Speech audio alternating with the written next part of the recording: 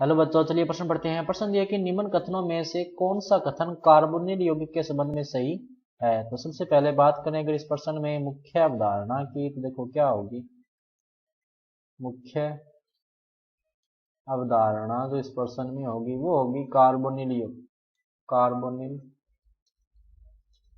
यौगिक। तो देखो कार्बोनिल यौगिक क्या होता है, कुछ इस तरह से होता है। ये हो गया, इसमें कार्बन से जो है वो द्विबंध से ऑक्सीजन जुड़ा होता है। तो सबसे पहले अगर अपने बात करें तो कार्बन जो है यहाँ पे कि कार्बन यौगिक में कार्बन का संकरण क्या है, संकरण क्या है इसका, sp2 संकरण है। क्यों sp2 संकरण, क्योंकि यहाँ पर कितने सिग्मा बंध है, 3 सिग्मा बंध है, 1 2 और 3 सिग्मा बंध है। अब क्योंकि संकरण इसका क्या है sp2 है, इसीलिए कार्बन की जो ज्यामिति होगी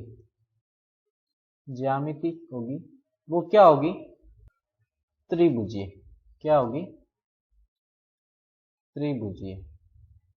लेकिन यहाँ पे जो ये जो त्रिभुजीय आकृति है, ये कौन सी आकृति होगी, समतलीय त्रिभुजीय आकृति। कौन सी होगी, समतलीय त्रिभुजीय आकृति। क्यों होगी समतलीय त्रिभुजीय आकृति, क्योंकि कार्बन की जो आकृति होगी वो तो होगी त्रिभुजीय है, लेकिन कार्बन के ऊपर कोई एकांक इलेक्ट्रॉन युग्म नहीं है, कोई एकांक इलेक्ट्रॉन युग्म नहीं है।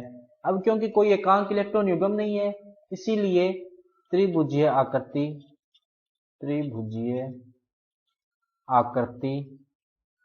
जो बनती है यहाँ पे वो समतलीय होती है, समतलीय होती है।